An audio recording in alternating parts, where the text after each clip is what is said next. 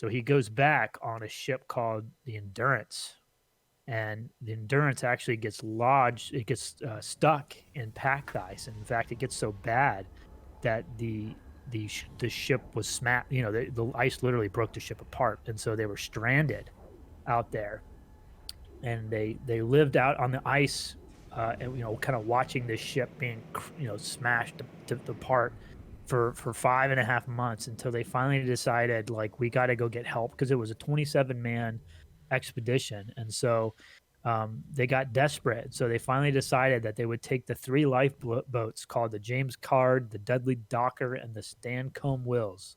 I mean, what kind of names are for like Ones you don't lifeboats? expect to say a whole lot. It's crazy, yeah, right. So and they actually sail these ships 800 miles through a hurricane and ice capped water. I mean, it's just like this incredible story.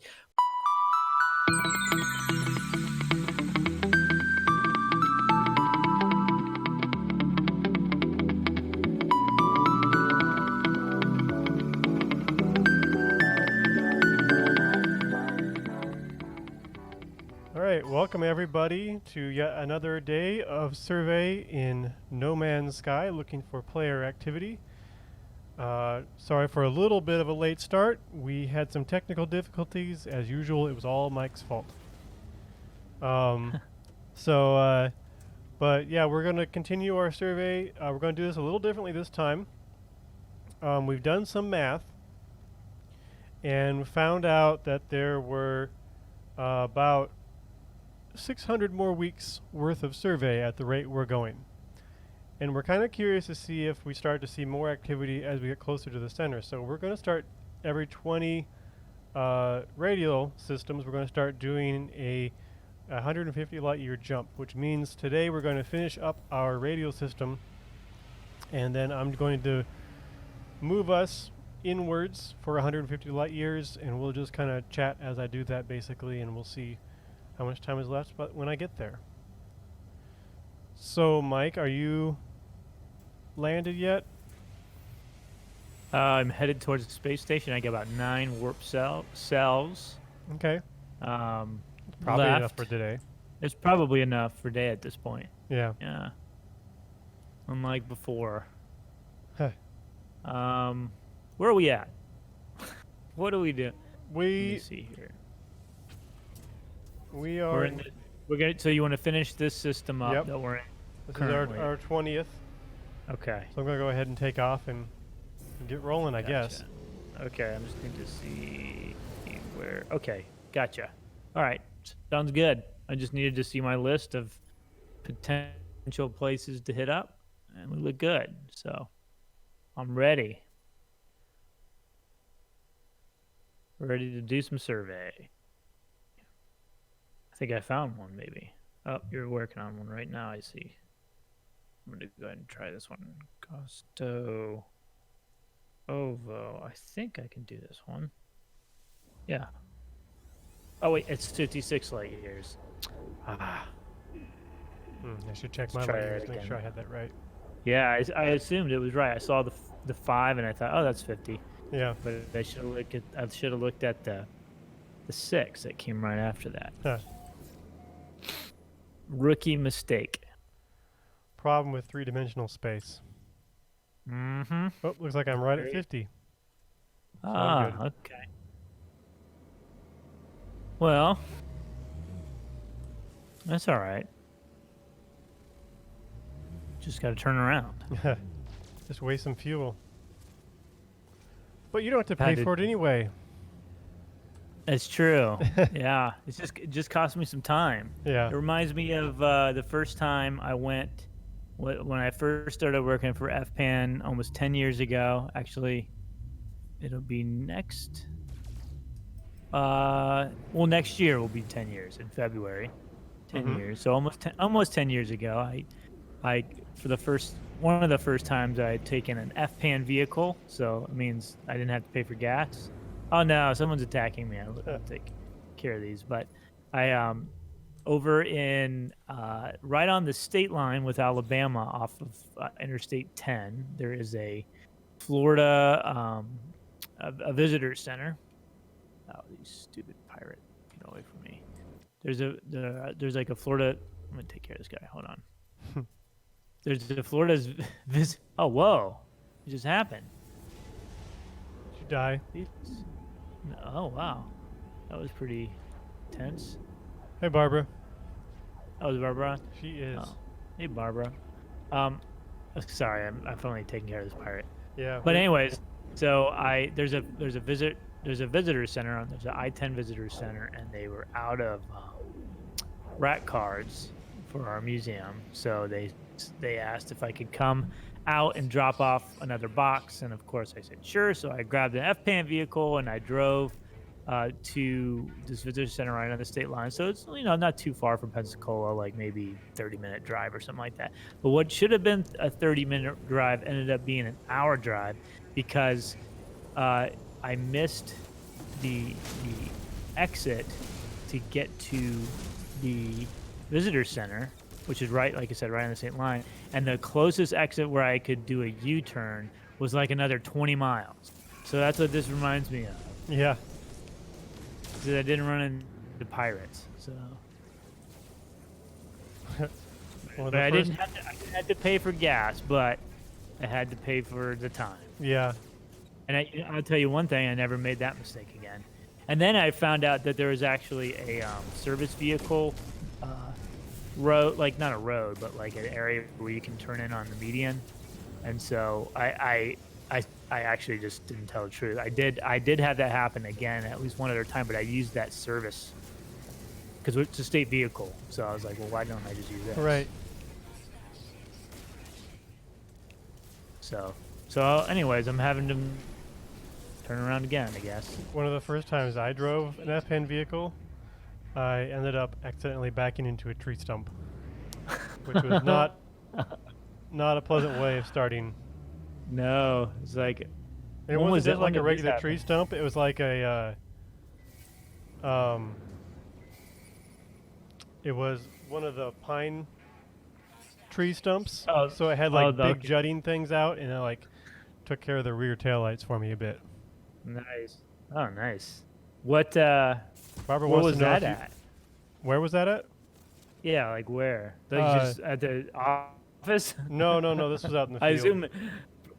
Okay, that's at least not as bad. Barbara wants to know if you got some fresh Florida orange juice while you were at the I visitor did. center. Yes. If you come into the wonderful state of Florida, to one of our, I think we have 4 like official visitor centers at the state lines. You can get free orange juice.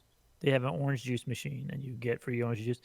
So if you're ever coming into Pensacola or down into, I don't know, I think there's one near Jacksonville. I forget where the 2 others are at, but I know that I believe there's 4 total. And the only reason I know that is because we used to have, like I said, with the rat cards, which we haven't had to do in a while because of COVID. But Right. yeah, good old freshly squeezed Florida orange juice that you can't get anywhere else. No, it is impossible. Unless you go to the grocery store and buy it. Yeah. From Florida, yeah. The good old days. They have we're partners. Visit Florida is the organization that I believe runs those visitor centers, and comes from probably tourism tax and gas taxes and stuff like that.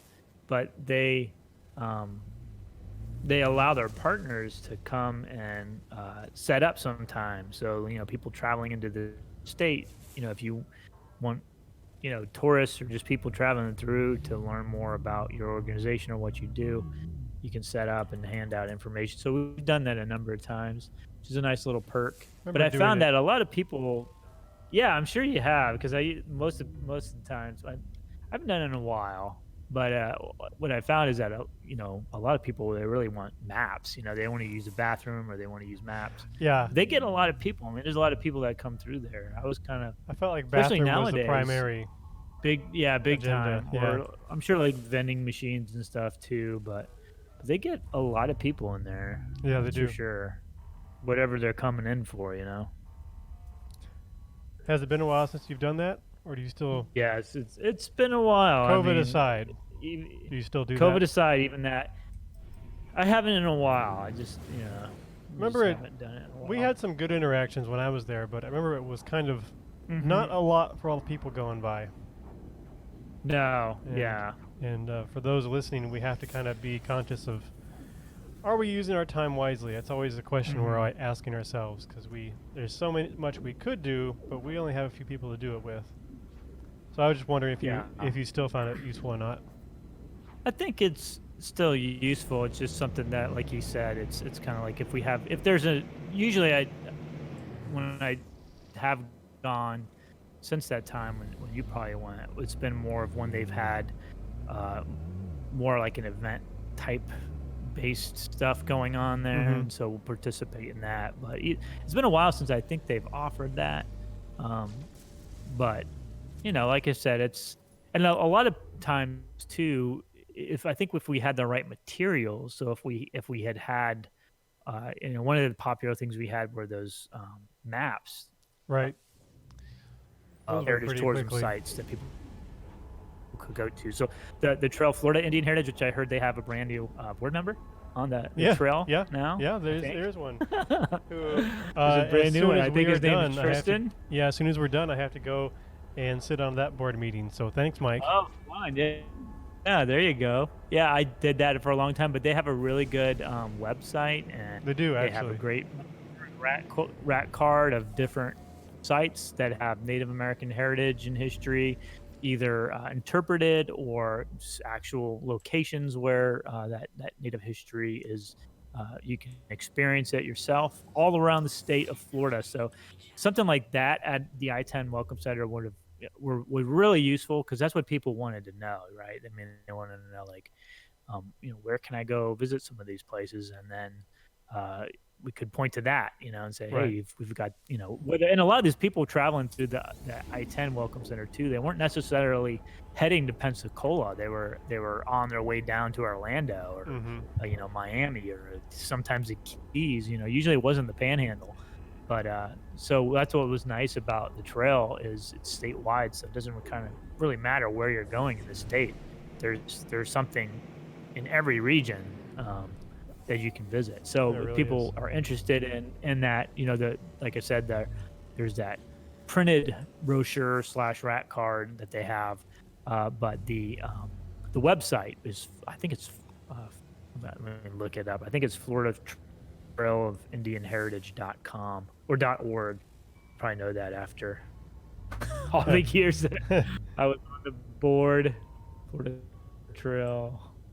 Or Wait, that Barbara linked it actually. Florida Trail. Trail of We go Florida's Trail of Indian Florida Indian Heritage.org. Heritage. Yeah. Trail of Florida Indian Heritage.org. All one word. Barbara's So giving you check sass. check that out. Lots of good stuff. Lots of good stuff on there. But yeah, so yeah, it's good. I'm glad they were able to get another FPAN person on their Yep. board. They, they do good work. They do. I know I've But given out the booklet. after 7 years, I had yeah, after 7 years, I had to move on. I think they wanted to get rid of me. I'm just kidding. I don't think they did. But you can tell me. You can tell me if they really just wanted to get rid of me. I will. Say, You better believe I will. they said, we really enjoyed your time here with us. Thank you for serving, but it's time for you to go do something else. That Mike guy. No, I'm just kidding. No, I'll let you know. I'm sure you will. Yeah, I'm sure you will. But yeah, it's good. I mean, a lot of FPAN staff serves on various boards Mm-hmm. of directors for nonprofits mostly. Um, Maybe some for-profits. I don't know. I think almost all that I know are nonprofit, whether it's like really big organizations like Society for Historical Archaeology or smaller local nonprofit groups. Something we do, part of our job, I guess. Supporting the cause, right? And we don't have That's to do right. all Yeah. of it on our own. Finding partnerships is a big Exactly. part of what we do, and working with people and supporting them. Yeah. Because there is just too much. Yeah, for sure. Too much.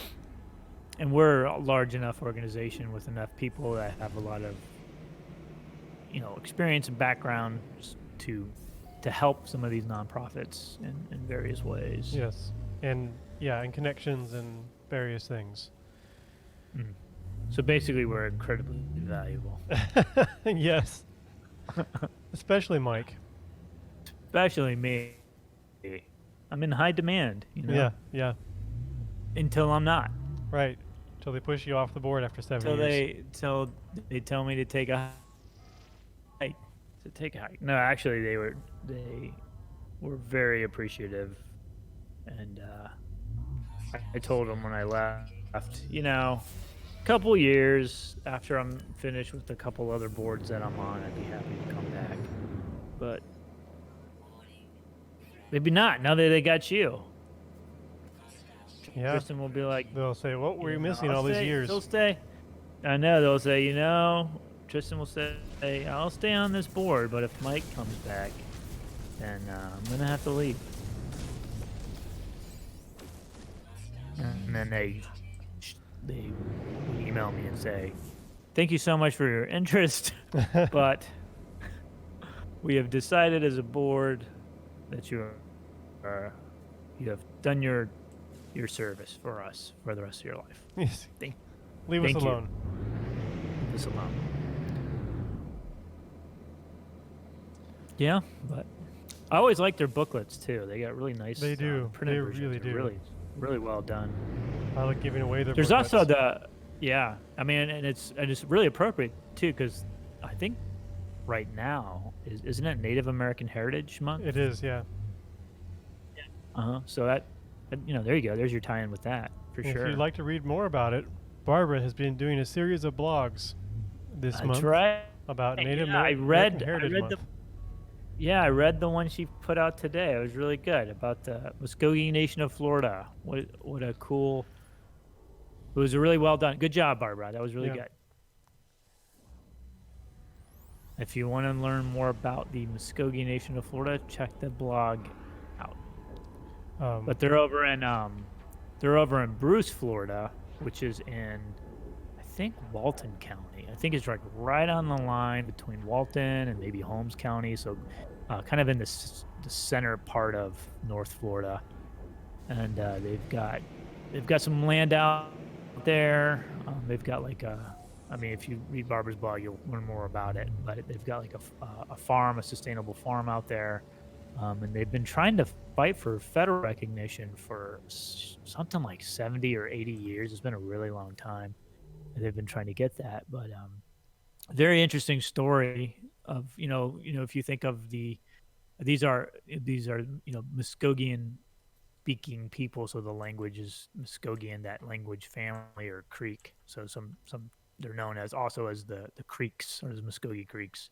And like a lot of other southeastern groups, indigenous groups, in the 1830s, they were forcibly removed through the Trail of Tears out to, west of the, no, is it west? Yeah, everything east of the Mississippi, they were they were forcibly removed. Most of them, not all of them, but along a lot of these Muskogee Creek people were eventually wound up in what's now Oklahoma, or what now is kind of the eastern part of Oklahoma now, because they even lost a lot of land. Even after they were moved out there, they lost more land too that was taken from them. But and that's kind of the story that I think people are somewhat familiar with, at least when you learn about the Trail of Tears. Although I think some people don't realize that the Trail of Tears wasn't just being removed by land. It also many of the native indigenous people in Florida were actually put on boats and taken over the ocean. So that was another kind of route of the Trail of Tears. But not all of them left. Yes. Some of them were able to kind of pass off as white. And if the I think as after 1858, it was actually illegal to be a Native American, or what they called it Indian at the time. It was illegal to be an Indian and live in the state of Florida. So, if you were, we know through the documentary record that the Muskogee Creek in particular, a lot of the kind of the leadership, at least of the lower creeks, many of them had also been of Scottish blood. So their Scottish traders came in the southeast to trade in deerskins, and many of them ended up marrying and having children with some of the Creek women. And so there a lot of these Creek people, Muskogee Creek people, and at least in Georgia and Alabama and Florida, also had some white blood in them, what they call white blood, anyways. But yeah, but if they were able to pass off as being white, that's exactly what they did, and that way they could kind of stay and not have to forcibly leave. Of course, that's not the story for all the Native people. The Seminole are the ones that people I think are more familiar with because of the Seminole Wars and really resisting that removal. But even many of them were also removed too. Mm-hmm. So, but many of them stayed, and that just kind of shows the resilience of them as people. If you want to read more about it, that blog is fpannorthcentral.blogspot.com. You can find out all about it there and find future updates as well. Mm-hmm. Yeah, and Muskogee, the Nation of Florida, they've got a really good website that they have their history on there, and then there's a couple other groups we have in North Florida. The Perdido Bay Tribe is out in Perdido. They don't have a website anymore. Actually, several years ago, it was actually hacked. I had actually spoken with when he was still alive, Chief Bearhart, who kind of really organized them as a group in Perdido, near just outside Pensacola. And he said that their website was actually hacked and they were never able to get the URL back. But they do have a Facebook page, so you can check them out if you go to Facebook and search for Perdido Bay Tribe, Florida. And there's also the Santa Rosa Creek Tribe, and they do have a website, and I'm sure they have a Facebook page too. And they're out in Santa Rosa County and Milton, and they work closely with, from what I understand, they've got a good relationship with the Porch Creek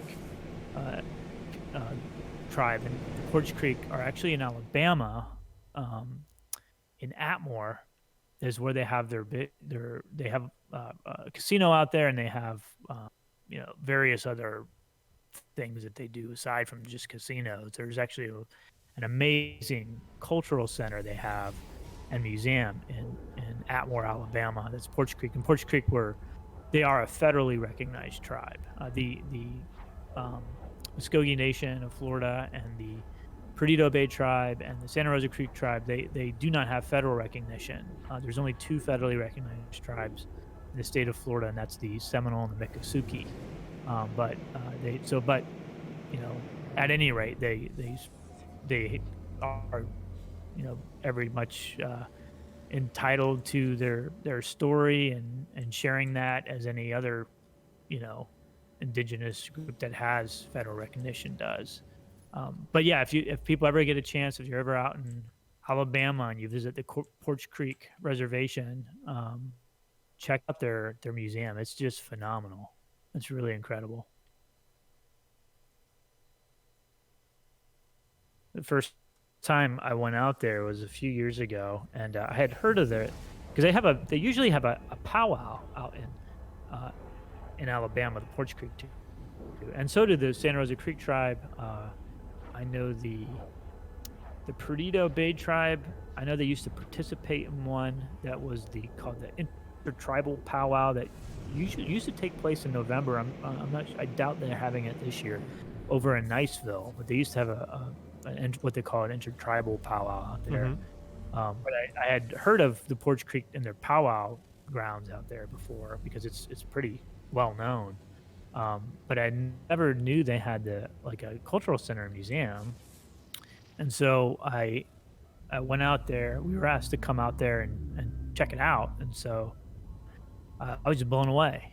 It was just unbelievable. It's really well done. Cool. I don't think I've actually been to that one. I know Oh Niceville. man, you gotta go. Someday You gotta go. Yeah, I mean, when it's I loud. I Yeah. yeah. Yeah. I mean, obviously not right now, but um, if you go to their website, if you just people just Google Porch Creek, Poarch Creek, Creek, then their website will come up, and so you'll learn all about their tribal history and how you can also visit the cultural center there. If you go to the about section and just click on museum, it will bring up the what they call the there's a I don't want to mispronounce it, but the English version of it is called Building of Learning Porch Creek Indians Museum and Gift Shop, and it is just a really amazing exhibit. Cool. Loads of info. Lots of I places to know. visit. Never will have time to do them all, unfortunately. No, unfortunately. This job has helped me out, give me opportunity to visit some I wouldn't have otherwise. Mm-hmm. Oh, you know what? I didn't put my name down for one of these. Whoops. Let me do that now. MT. Okay, MT. There we go.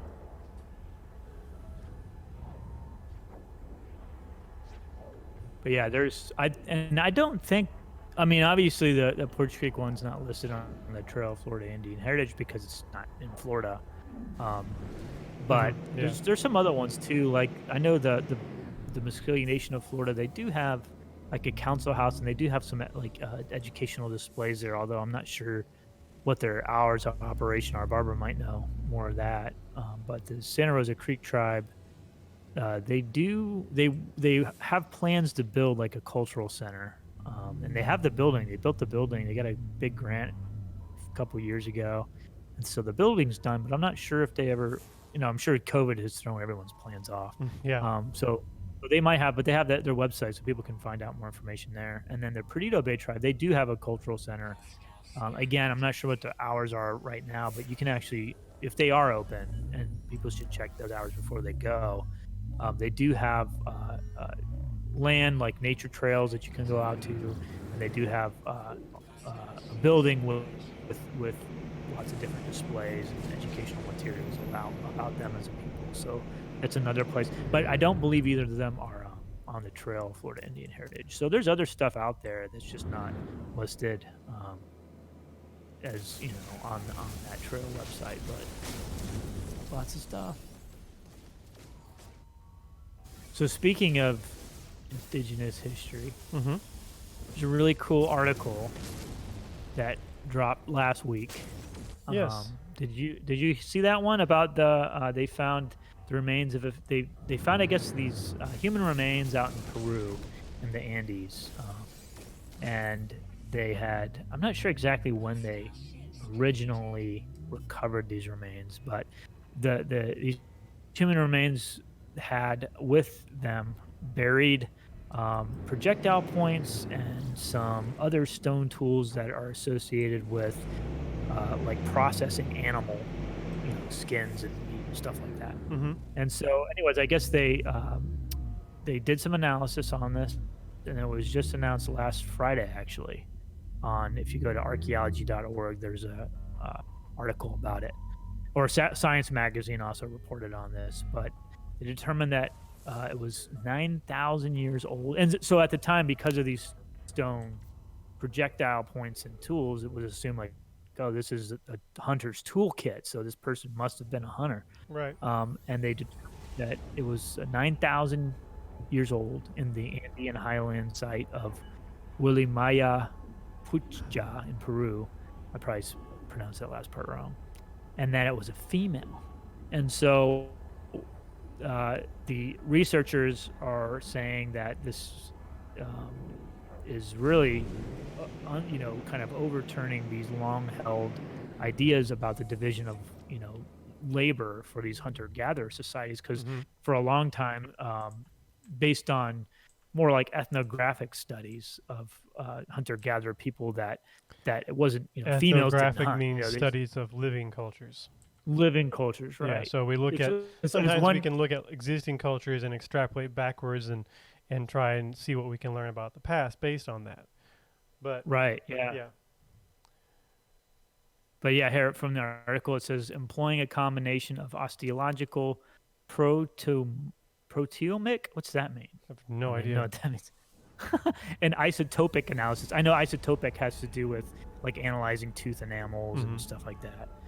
Research determined that the hunter was a young adult female whose diet consisted mostly of terrestrial plants and animals. The team says that the discovery may overturn long-held assumptions within anthropology about the division of labor in ancient hunter-gatherer societies. Quote, early big game hunting was likely gender neutral, end quote, said archaeologist Randy Haas of the University of California, Davis. The team concedes that more evidence from around the world will be needed to debunk the stereotype of man the hunter and woman the gatherer, which has dominated the study of ancient societies for decades. Mm-hmm. Yeah, it's really interesting, and I guess there are some other remains of females that were also buried with what are usually associated with hunting implements or tools.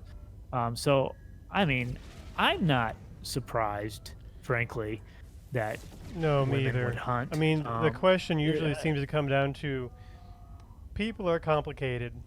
Does right, this theory more or less nuanced than the other theory? That usually the more complicated theory is the one that is going to be your answer because people were not the same all around. We did all kinds of things, and there's a lot of variety in how we behave and operate. So I'm right, not surprised at all either. right. And yeah, and so I'm sure in certain societies, there was a division of labor Sure. that men did this, women do that. I mean, we look at our own, but I'm sure that evolved. I mean, you look at our society, right? I mean, 50 years ago, women in the United States, women were not expected to work outside the house. I mean, Yeah. you were my grandma, but both my grandmothers were stay-at-home moms pretty much. And that's because that's what society pressured and expected them to do, and actually just like literally discriminated against them to kind of force them into that, and so but here we are, whatever, 50, 60 years later, and my wife and I, we both have jobs. Actually, my wife makes more money than I do, I think, and we like a lot of the household duty, like back when, both my grandparents, um, my grandpa didn't do dishes or cook dinner. I mean, that just never happened. I Right. mean, well, at least not in their household. I think it's pretty common. But nowadays, like we split, at least in our household, we split stuff evenly. Like I'll cook dinner or I'll do dishes or vice versa. Watch the kid. I mean, it's not.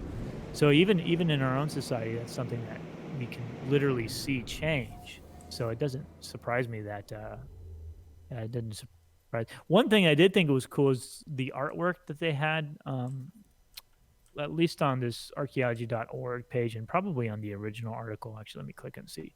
But they have an artist rendering of what this female hunter that was found in the Andean highlands of Peru 9,000 years ago. And what's really cool is the tool she's carrying. She's actually using an Atlatl.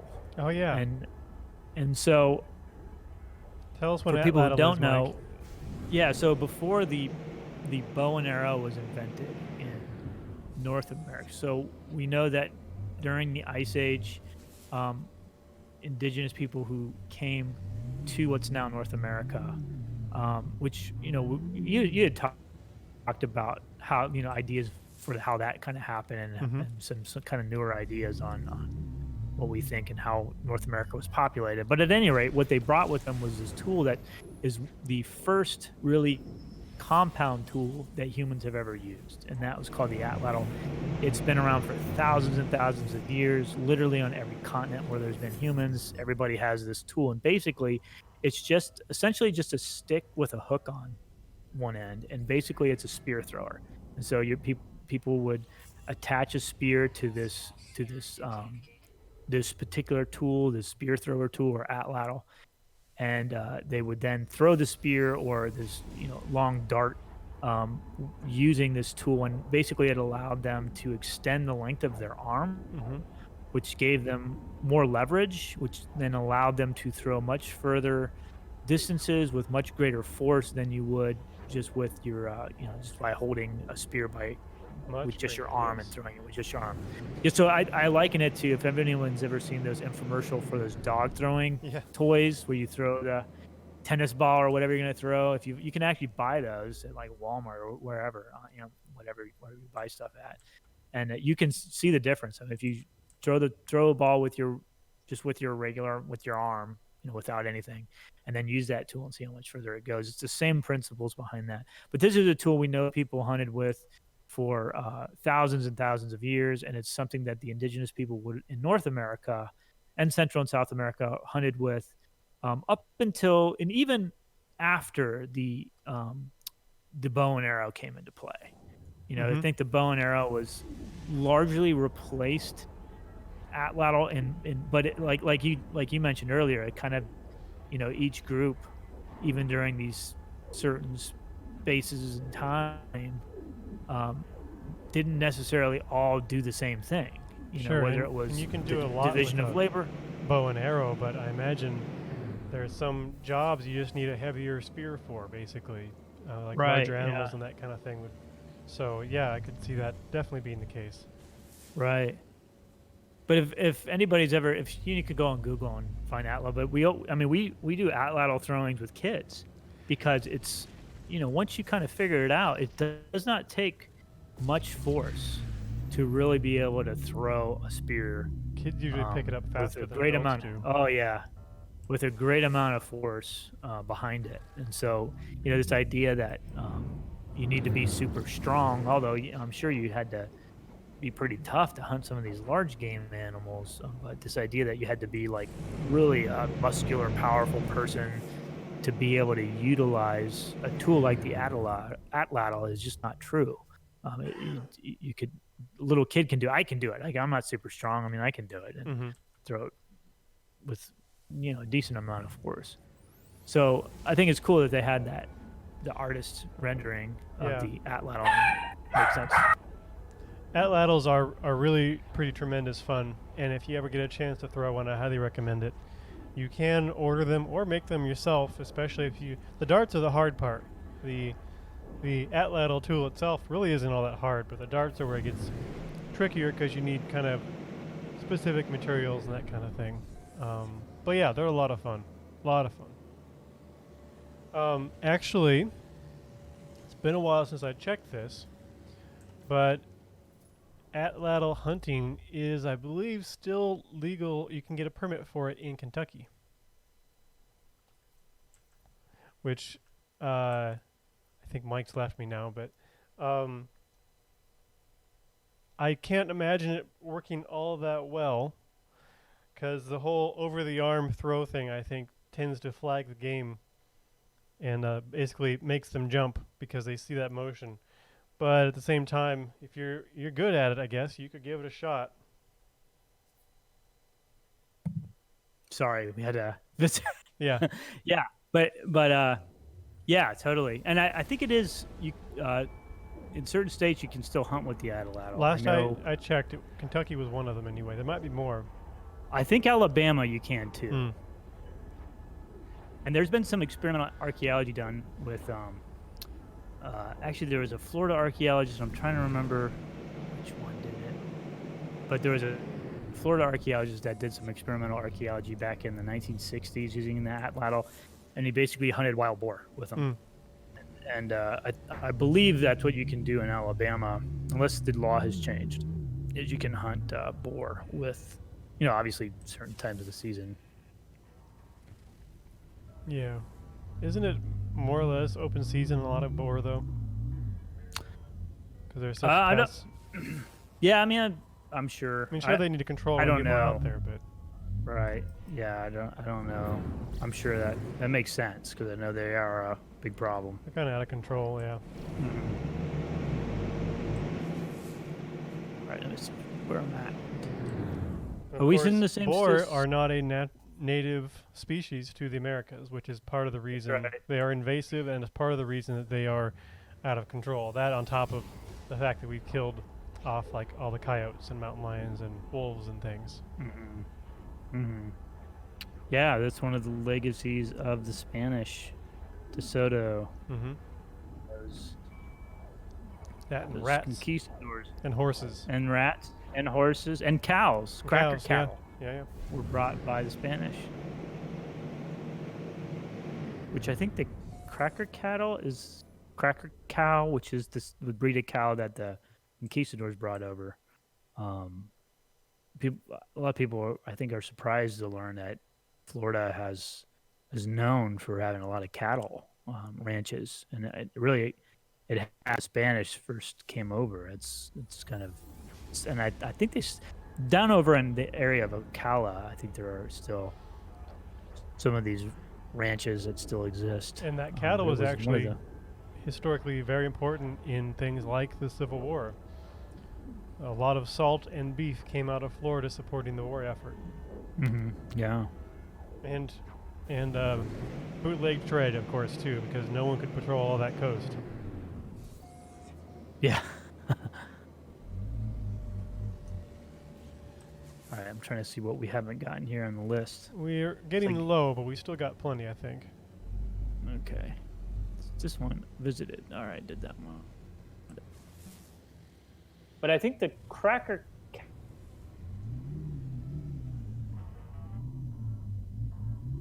You still there? Me? Yeah. You cut out, maybe? Did you? Yeah, I'm here. Okay. Said something about the cracker cow, sounds like, and then we lost you. Oh, sorry. I said I believe that the cracker cow is Florida's state animal, but I may be wrong. I may be totally wrong about that. Barbara will know.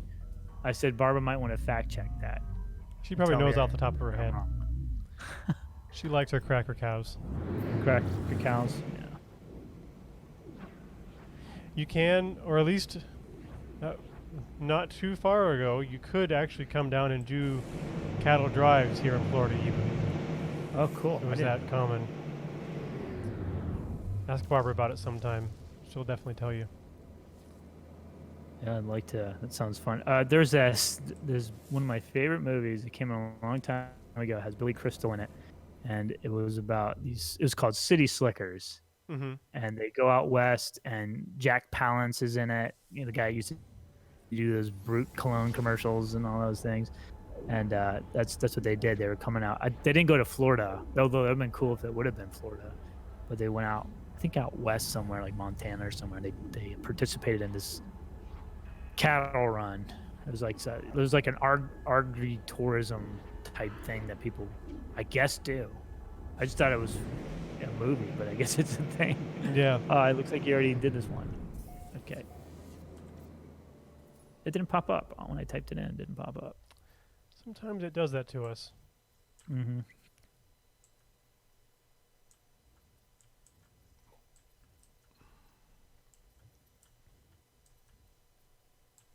Cracker cows.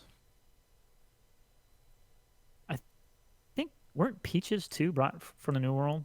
I have no idea on that one. I think they were.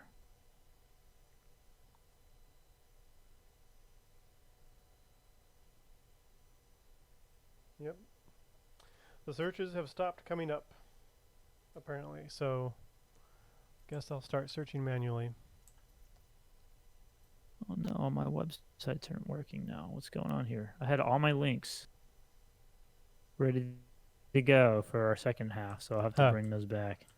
Well, good thing you'll get a break soon and you can fix it. I know. I don't know what's going on. Cause a problem. Okay, just close it. That's not good. Well, that means my Nope.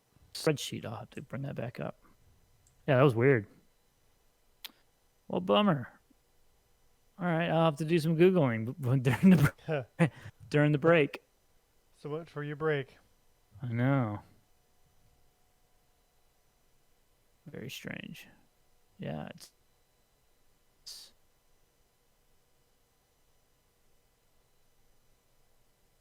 well.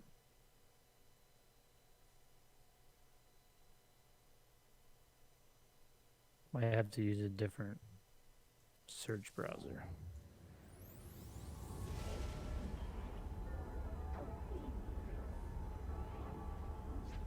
Yeah, well, that's no big deal. I mean, I can bring that back up, but it might be a problem for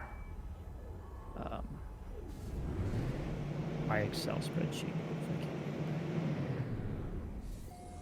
Well, we finish up these few, and then we're done. Maybe done surveying for the day. I imagine it'll take me probably the rest of the time to get to the new place. Wow, that long, huh? It's going to be a lot of jumps. Mm-hmm. I got 150,000 light years, and I can do about 2,000 light years in a jump. So, Wow. yeah, it'll be a little while. Yeah. Good thing we can talk. That's true. I got stuff to talk about. Although I won't have, you know what, maybe what we can do is, since I won't have my ship, since I won't be able to follow you, 'cause there's no way, is I can rename my ship and then reveal the name of the ship, and then we can go to break, and when we come back, we can talk about it. Okay. Sounds good.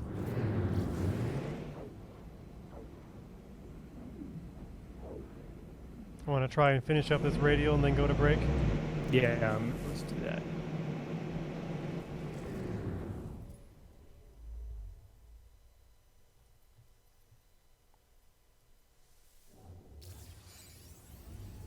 All right. Let's see here. So I came over to this one, which I didn't need to do that.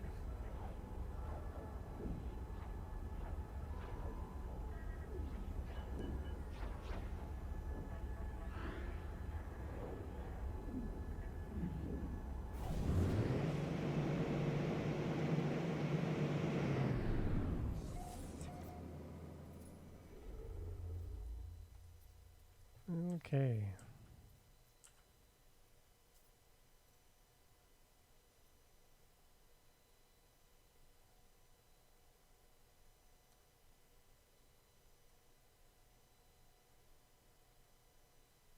I'm having to come back now.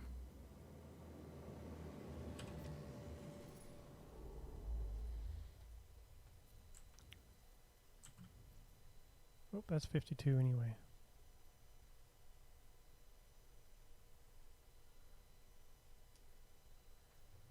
Coming back to the radial system, and hopefully, there we go. All right, I'm also bringing my links back up, man. I need these. Otherwise, I don't know what I'm talking about. Is it the only one? Okay. I think that was it.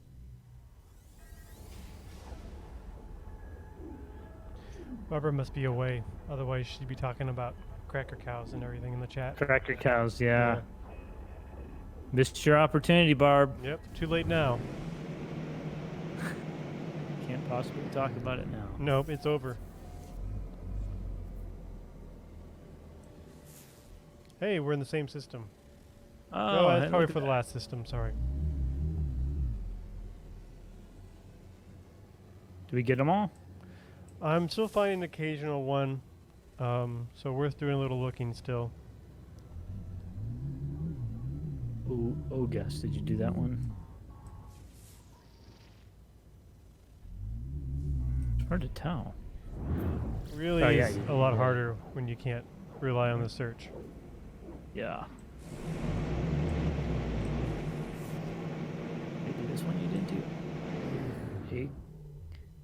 Agonian, did you do that one? Yep. I feel like so, yes.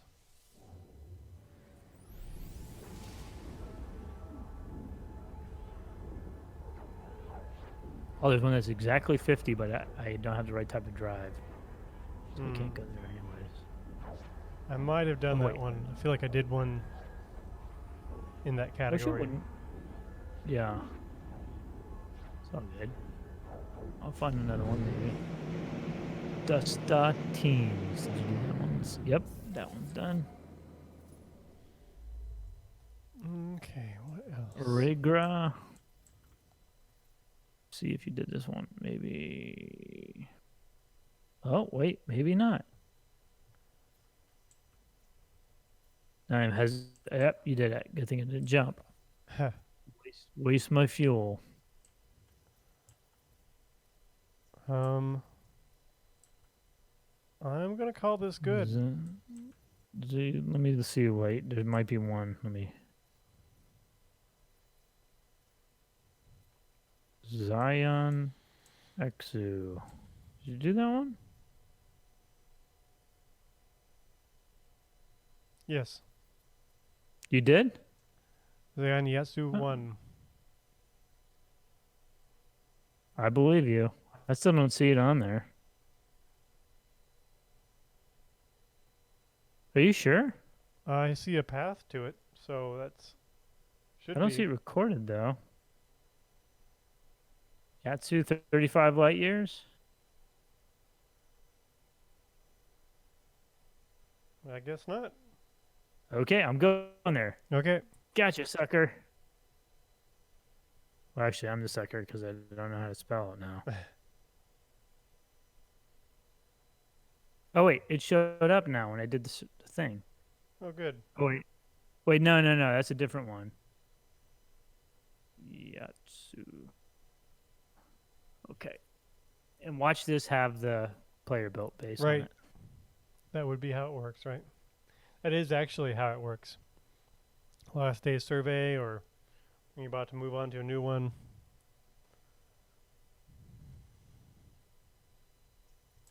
Exactly. For the big leap. Actually, this big leap is kind of unknown that we're going into is perfect for the name of my ship. Big leap. That's a clue. Sort of. Yatsu 1. Got it. Okay. All right, time to scan. So far, nothing. So it looks like we got our permit to go do survey next week. Awesome. That's great. Which is that Ecofina? Yes. Nice. So I'm gonna need to figured out how to do video on my phone so I can go out and do some footage for that. Nice. Yeah. What kind of phone do you have? Android. Okay. I haven't. I'm sure it's, the phone. We're dealing with Adobe. It's got to be on Android, I think. Okay. Well, you can get Adobe on iPhone too. Yeah, I know. I mean, they're everywhere, pretty much. Yeah.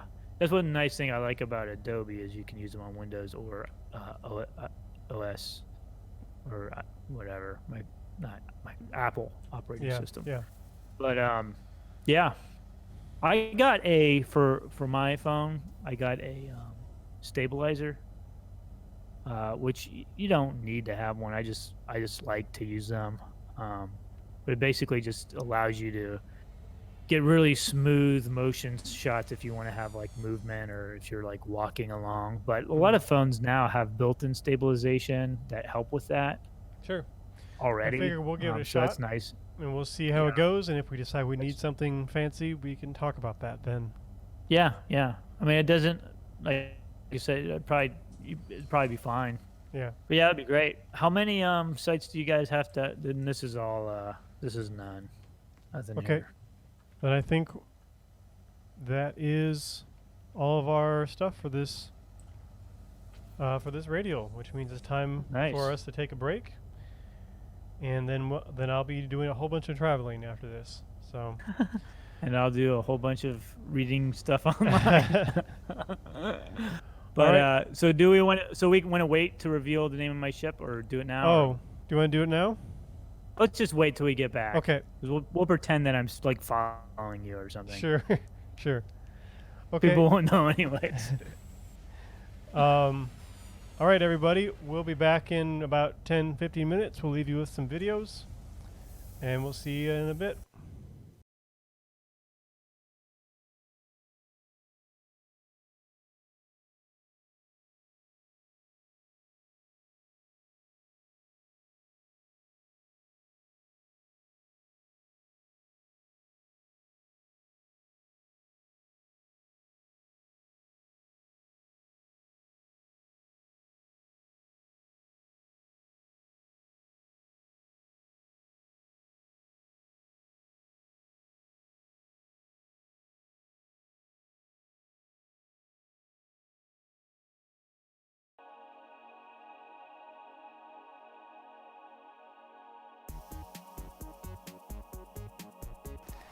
Hey, I'm Mike with the Florida Public Archaeology Network, and I'm inside our Destination Archaeology Resource Center to reveal the artifact that we posted for our series called What Is It Wednesday? If you guessed that the object that we posted was a shell, then you would be correct. But if you guessed that the artifact that we posted was a shell tool, then you get bonus points because that's exactly what this artifact is. Now this shell is from a gastropod, which is a sea snail. So this is the shell of a sea snail. But the particular type of gastropod this is called a lightning whelk. This lightning whelk shell was actually modified into a tool. So the top part of it was actually knocked out, and then a handle, a stick handle, was inserted through that hole, and then it was tied with some type of cordage to make a tool like a hammer.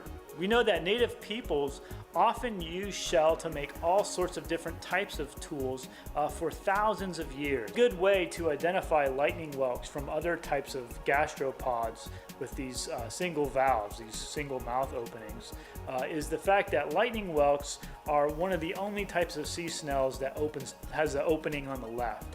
Most other species of gastropods have the openings on the right side. A good resource to find more information about how Native Americans would have modified different shells into tools and jewelry in the state of Florida can be found on our website, and we'll put that link down below in the description of this video.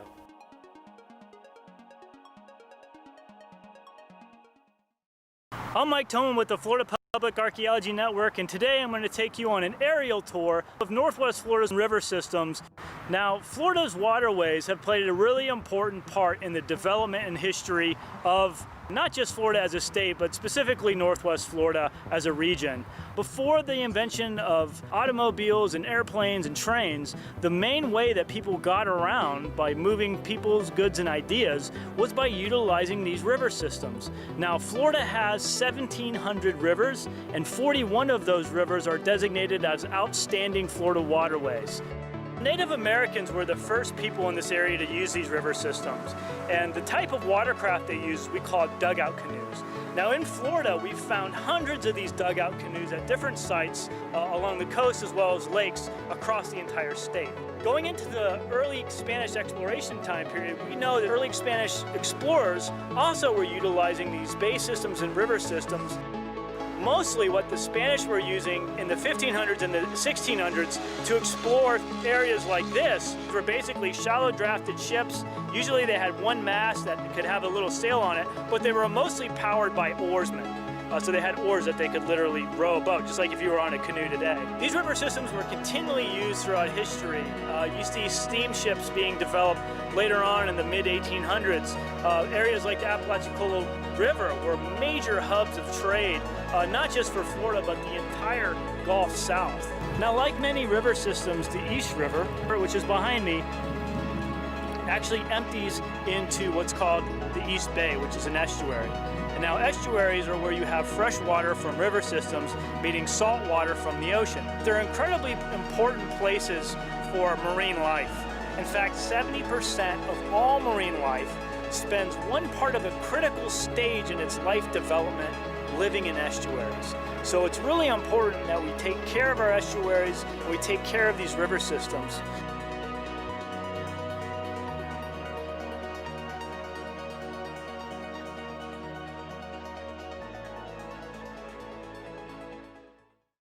I'm Mike with the Florida Public Archaeology Network, and today I'm going to take you all on a hiking tour of the Blackwater River State Forest.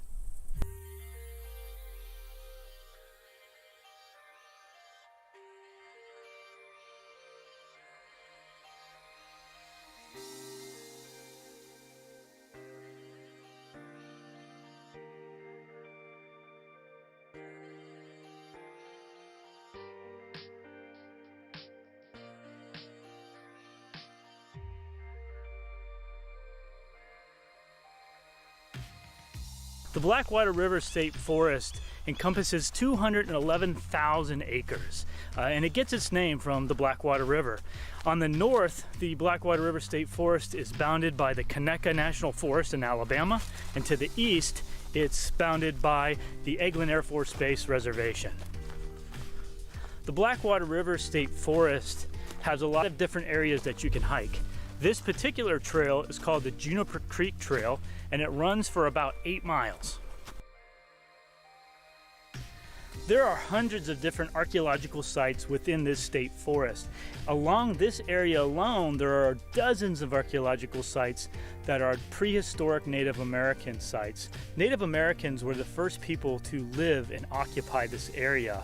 In fact, the Muskogee-speaking people, so the Muskogee Creek and the Seminole and their ancestors have lived in this area, in this region, for thousands of years. This is their traditional ancestral lands.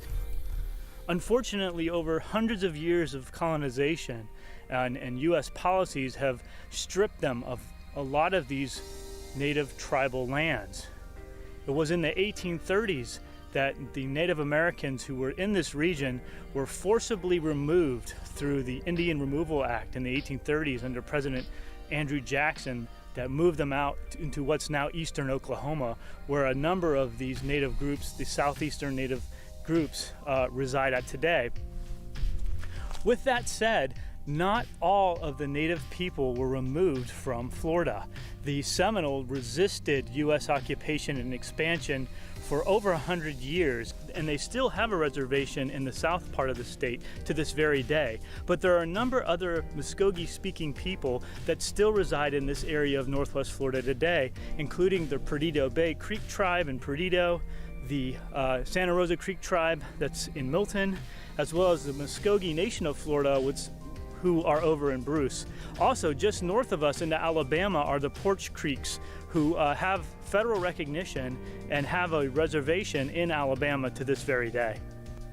This feature behind me is known as the Red Clay Cliffs of the Florida Trail. So the Florida National Scenic Trail, part of it actually runs through this area, and the cliffs here are red clay. Know that Native Americans, the indigenous people that lived in this area for thousands of years, used clay as a resource to make their pottery. And pottery was something that was used in Florida for well over 4,000 years. In fact, there's traditional native potters to this very day who make their clay pots in the same way that they would have made them for hundreds or even thousands of years ago.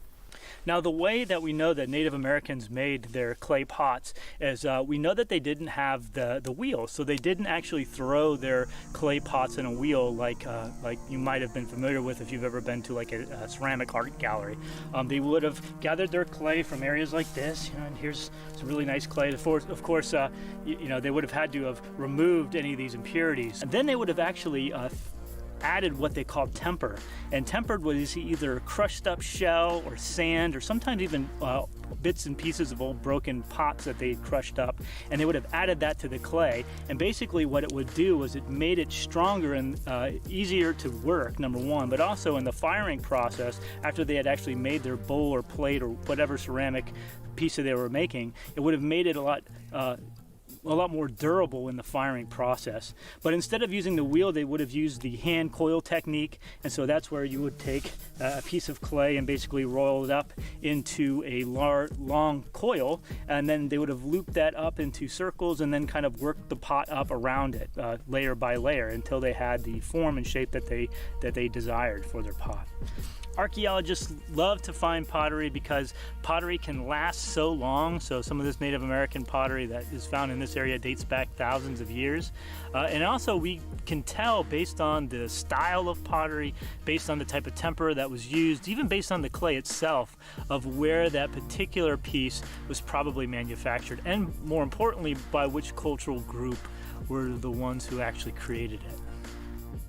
This is a great area to hike, and this is beautiful scenery, but it's always really important when you're out in places like this to recognize that these were the ancestral lands of the indigenous people who lived here hundreds and thousands of years ago and continue to live in this area today.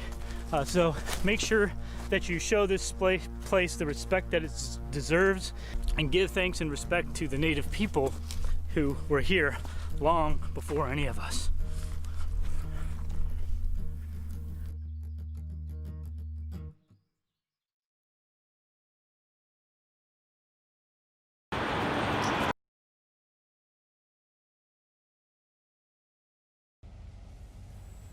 All right, welcome back, everybody.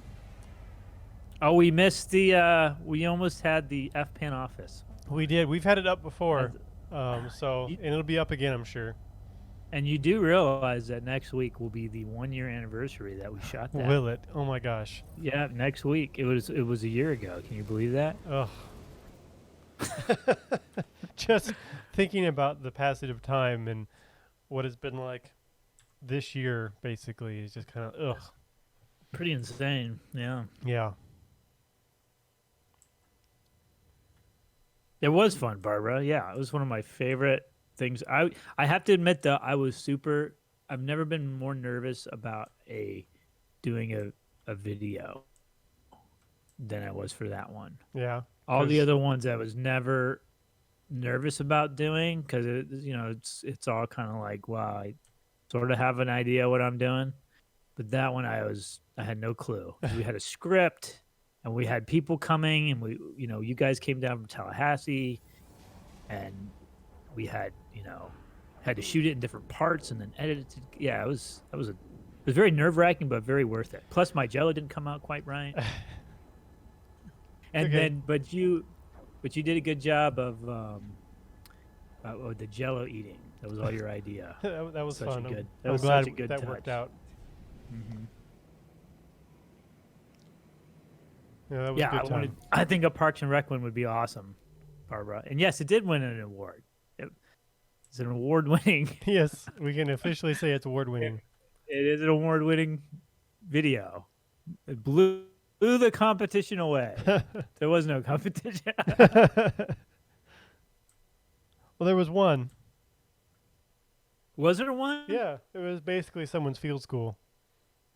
Oh, good. Well, I'm sorry to say that we blew you out of the water, because that has probably never, I would venture to say that's probably pioneering work in the field of public archaeology right there, was doing a spoof video. Yeah.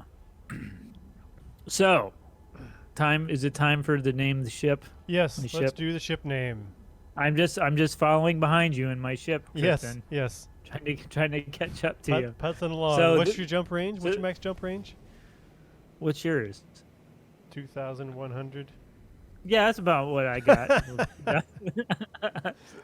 Minus 2,000 maybe. Minus 2,000. I think like 300 or 400. I think is my limit. But so the name of my ship this week, as we do every week, I always rename my ship after a fictional sci-fi spacecraft. And so far, they've all been for movies. And my hint, for my first hint anyways, if people can't get it, by people I mean you and Barbara, and there are a couple bots that are on us. It is named after a movie. So this was named after a movie. But I've renamed my ship for this week, Discovery.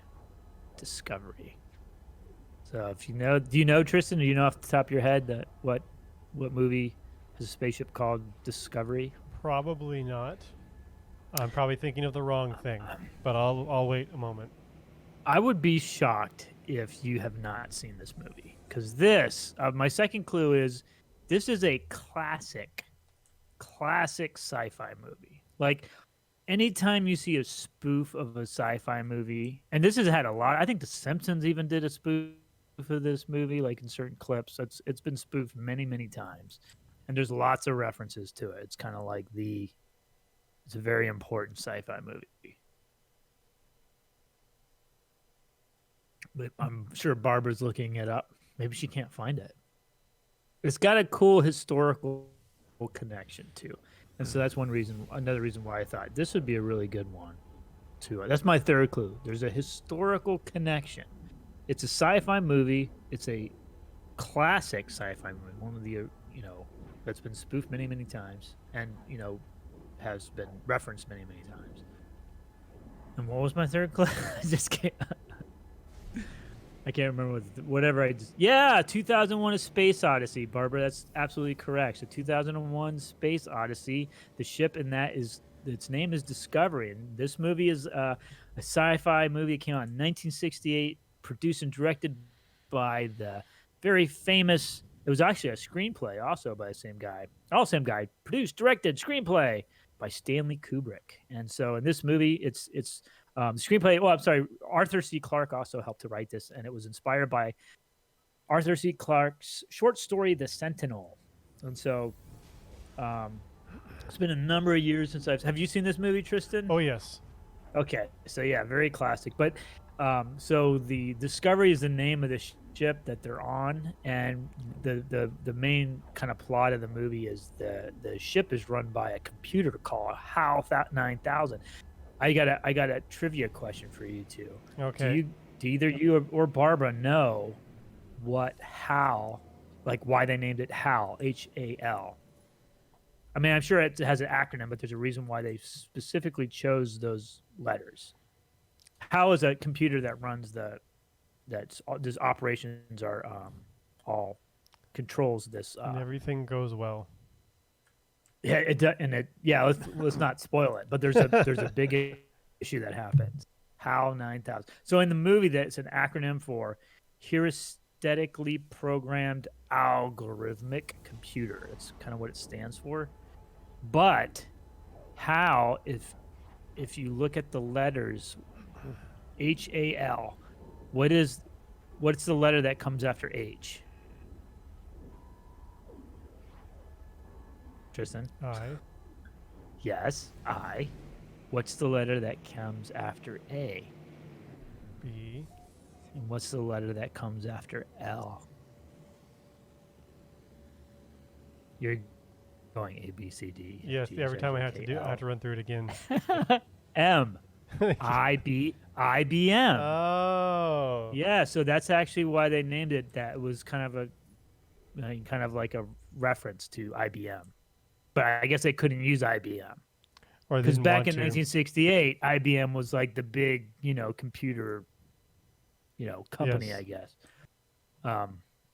I guess they're still around. I'm not sure if they're still around or not. But, okay, so I know everyone's wondering, what's the historic connection between this ship, Discovery, and the movie Space Odyssey in history? Well, the ship in the movie is called, actually, technically it's Discovery 1, but they named it after a ship called the RRS Discovery. And the RRS stands for Royal Research Vessel.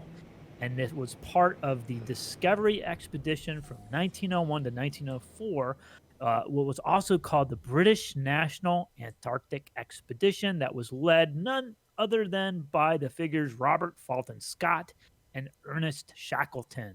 And so this ship and this expedition, again, lasted 3 years. It was really the second time the British really wanted to explore the Antarctic, the first time being with James Ross Clark 60 years previously. And it's here's I'm going to just read the Discovery Expedition little blurb about it on Wikipedia. It said its scientific results covered extensive ground in biology, zoology, geography, meteorology, and magnetism. The expedition discovered the existence of the only snow-free Antarctic valleys, which contain Antarctica's longest river. Further achievements included the discoveries of Cape Crozier Emperor Penguin Colony, King Edward VII Land, and Polar Plateau on which the South Pole is located. The expedition tried to reach the South Pole, traveling as far as the farther south mark at reported 82 degrees 17 south. As a trailbreaker for later ventures, the Discovery expedition was a landmark in British Antarctic exploration history. What's really cool is the RRS Discovery, the ship, you can actually visit this ship today.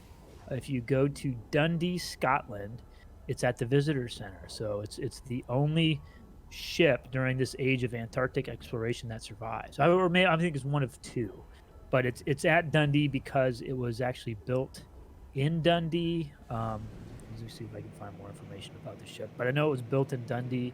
Originally, it was a steamship that was built specifically to be able to do exploration in the Antarctic. So it was built for.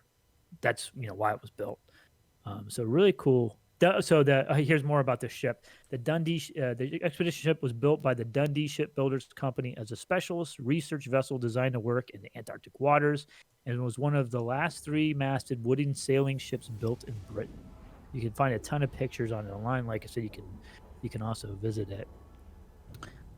If you are ever in Scotland, check out that ship. But another cool thing with kind of related to this, and I alluded to this on our break, is there is I don't know if there's a journal from the Discovery expedition, but Ernest Shackleton, this was not the last time. He got very sick during this particular expedition, so he got very ill. But it's not the last time he goes to Antarctica. He actually goes a couple other times, and probably the one expedition that he went on that's now the most infamous is the one that they did in 1916.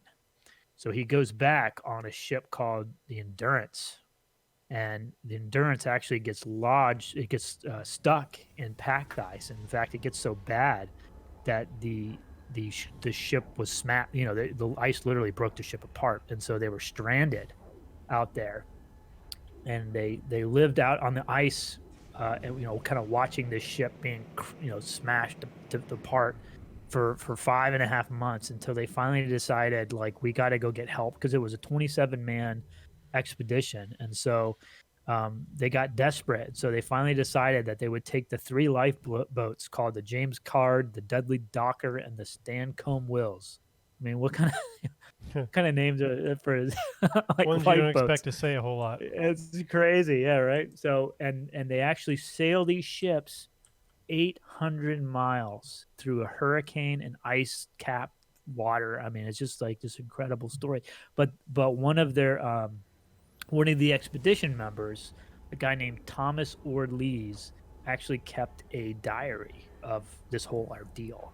And if you go to pbs.org, Nova, which is one of my favorite series, and I'm sorry, I said it started in 19. This is actually 1914, I think, is when the actual expedition started. So it was a couple years that they were out there, and finally in 1916 they said we need to go get help, and but they sailed these 3 lifeboats over 800 miles through.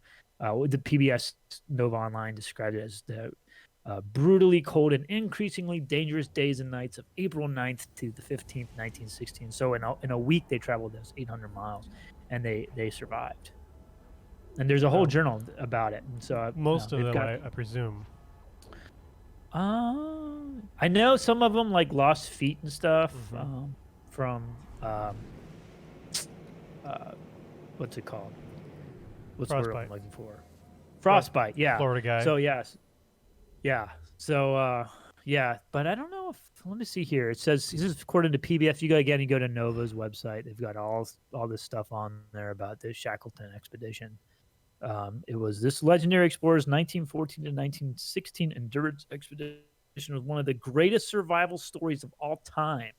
And I guess back in this Nova series actually came out 20 years ago, because they kind of relived they recorded kind of retracing the steps of this expedition. So it's just a really incredible. Oh, it says he lost men. So on October 27th, 1915, the end of the Endurance had come, and Ernest Shackleton issued the order to abandon ship. Impaled by ramrods of ice and crushed by the unrelenting pressure of the pack, the ship shuddered in its final death throes. You know what would be cool is if they were able to find it archaeologically. Yeah, no Her kidding. crew fled the yeah, it'd be amazing. I mean, they did that, the Erebus and the Terror, where there's they up in the Arctic, up in Canada, the Parks Canada found those a couple years ago, and the preservation was incredible. But I'm sure the preservation would be the same down in the Antarctic. It says her crew fled the crippled hulk, now castaways in a bleak land. There would be no rescue. The weak pulses of the fledgling wireless dissipated in the charged polar ether. 10 men began an epic journey in sub-zero temperatures, armed with broken gear and clad in crude homemade clothing. Oblivious to the fate of Endurance, Shackleton's men, based in the Ross Sea, stumbled onward into the teeth of howling gale force winds. They would not rest until they had cached more than 4,000 pounds of provisions on the Ross ice shelf to supply Shackleton's polar trek. But they wouldn't learn from the futility of their toil and agony until 14 months later, long after Shackleton rescued the crew of the Endurance, with not a man lost, so nobody died. Wow. Not until 3 men and most of their dogs. Oh wait a minute. It says not until 3 men and most of their dogs had died, and the Ross Sea Party had marched 1,561 miles to accomplish the only successful part of the Imperial Trans-Antarctic Expedition. Oh. I assumed yeah, that was going to go the cannibalism route there. So Yeah. I was going to say we do end up that way a lot. So I'm glad it didn't end Right. up that way this time. Doesn't look like, at least not that they talked about now. Did those guys really just die, or did they get the Did short they- stick, you know, Right. and they just didn't talk about it? That's how a lot of those survival stories kind of ended, unfortunately, especially with shipwrecks. I want to say a few years ago, maybe it was somewhere else, but I want to say they did find like some explorers' gear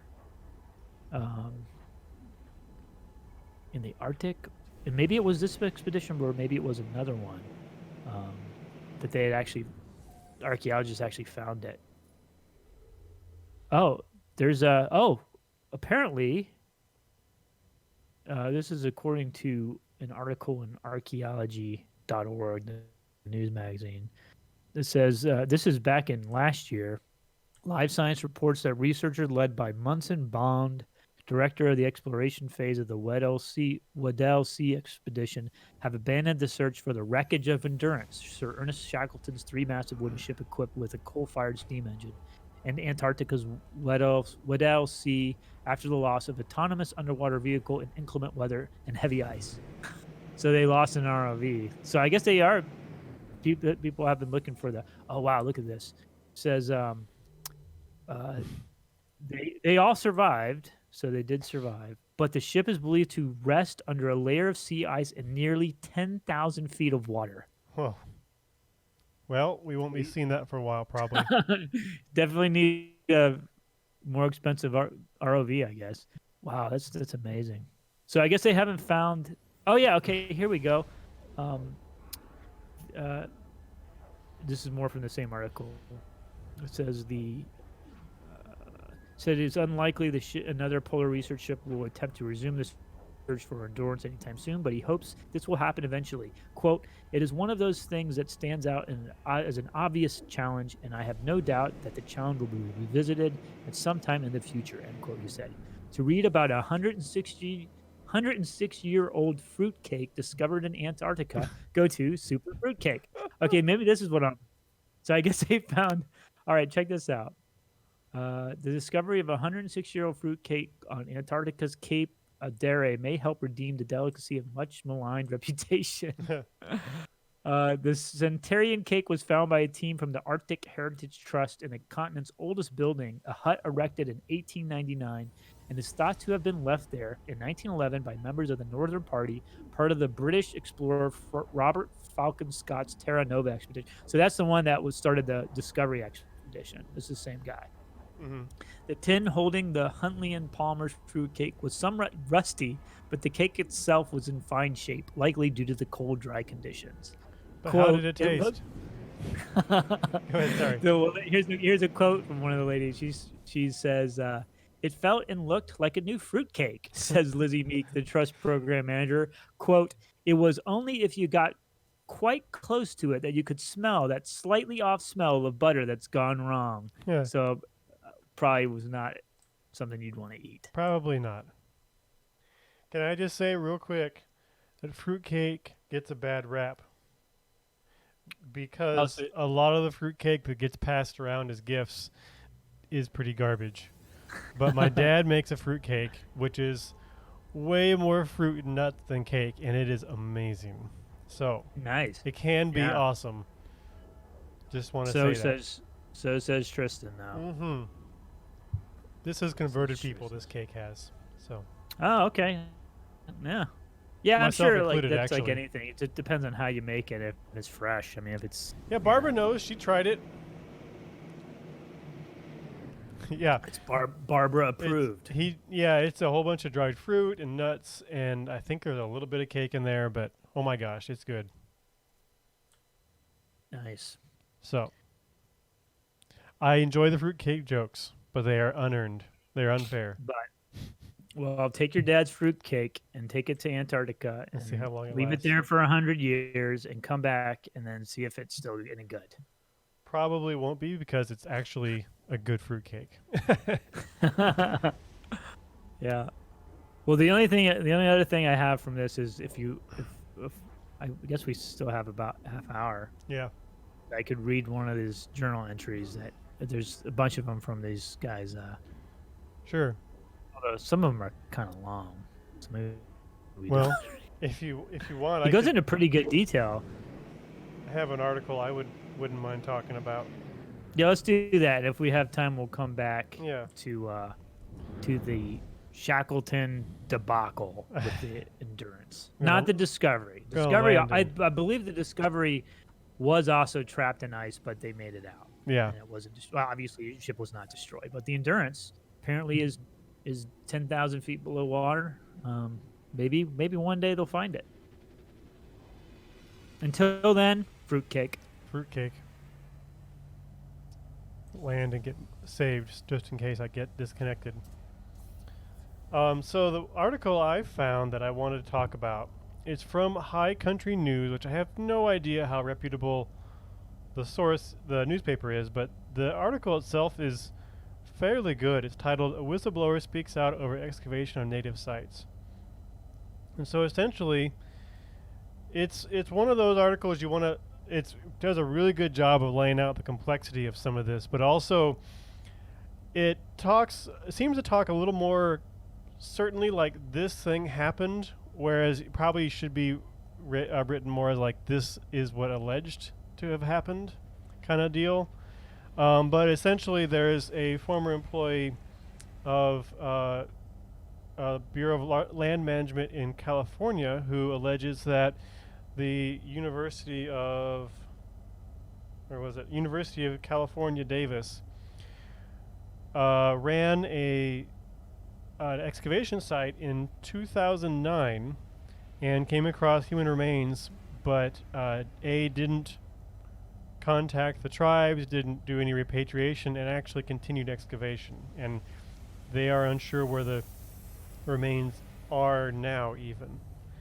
And it kind of gets down to, there's a lot of conflicting information. So I recommend giving it a read if it interests you, but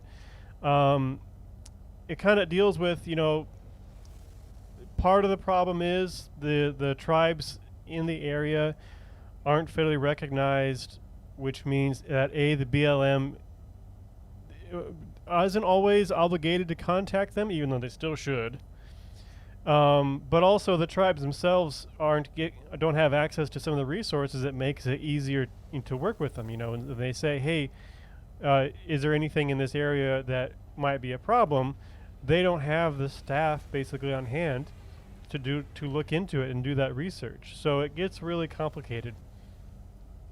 But the actual location of the remains is a little bit in question because technically the BLM is supposed to have them, but records say it should be with the university, However, there is some question on whether or not they aren't in someone's basically garage or office somewhere. So these are human remains and funerary objects. And so it's pretty deeply saddening to see this day and age. This kind of thing was not, like we talked about in the past, it was not uncommon in like the 60s and 70s and earlier. But this day and age, people really should know better. And it's really too bad. I hope they get it worked out and dealt with properly, because so basically someone was working for BLM at the time and kind of caused shenanigans on some of the permitting and the way the permitting was done. So Yeah, it's crazy to think that it still happens today. I know that Yeah.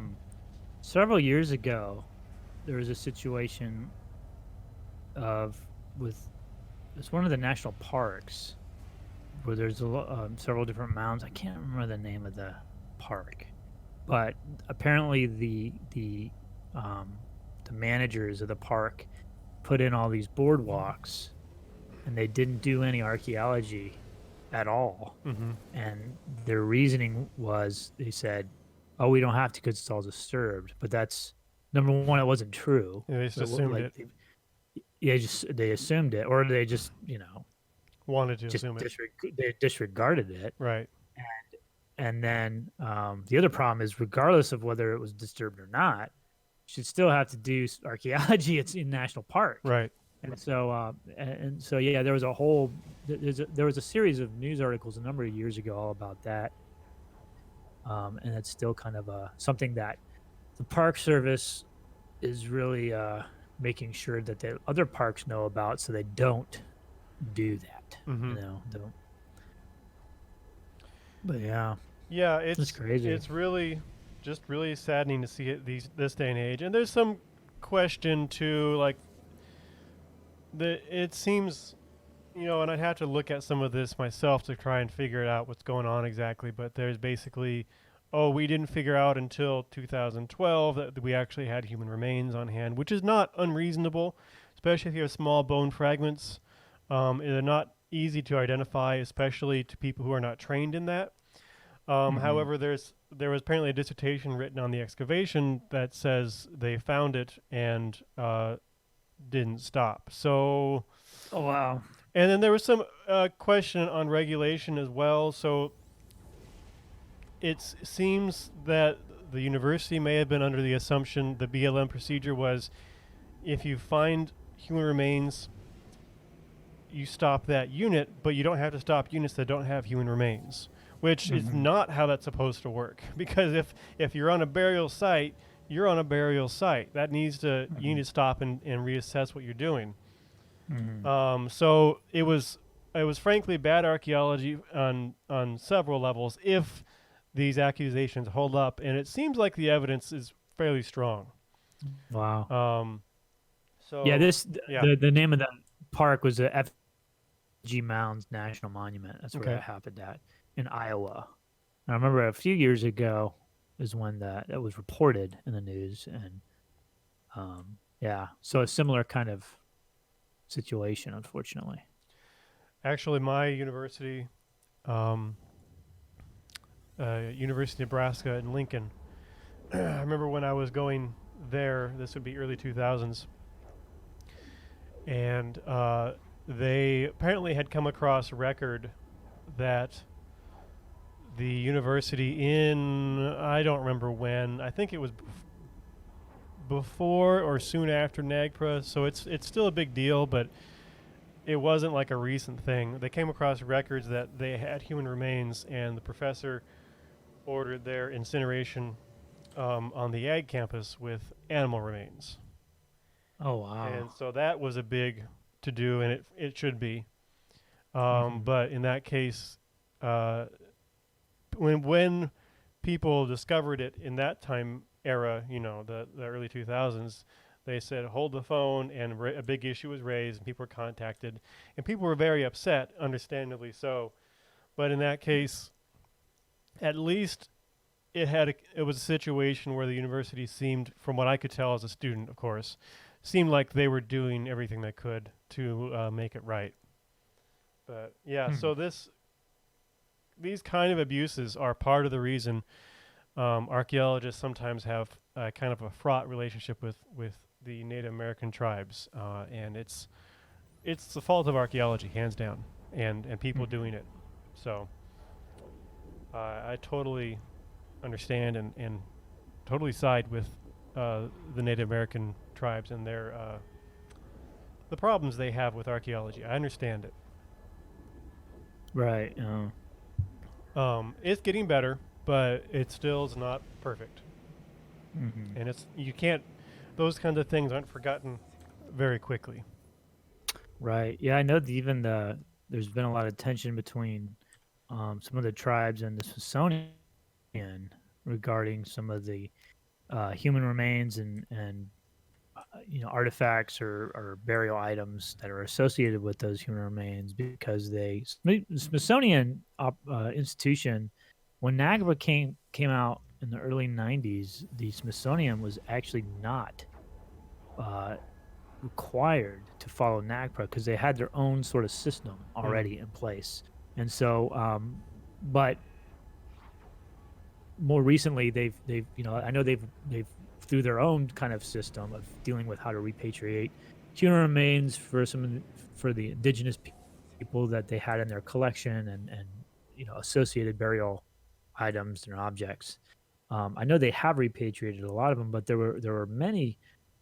I can't remember the number, maybe even in the hundreds of human remains and funerary objects that they said that these were not affiliated culture. You couldn't prove a cultural affiliation between them and any of the Mm-hmm.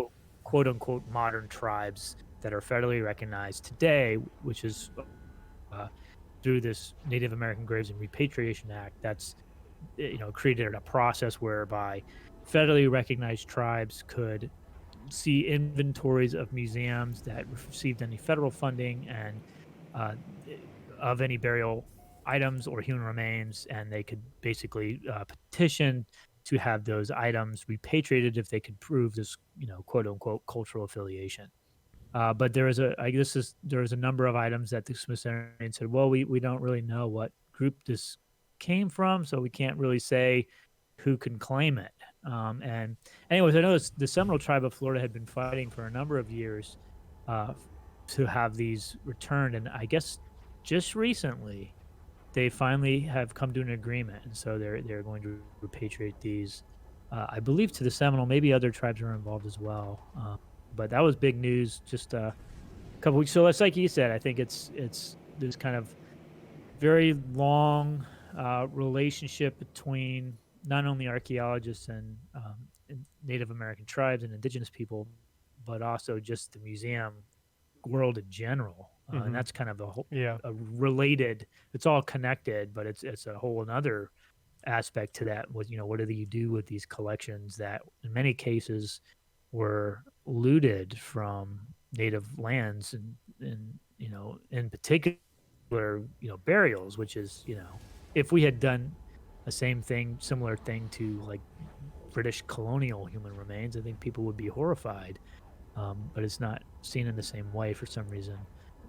So there's that kind of long, history and tension that is, I think you're right, is getting better and people are more conscious of it.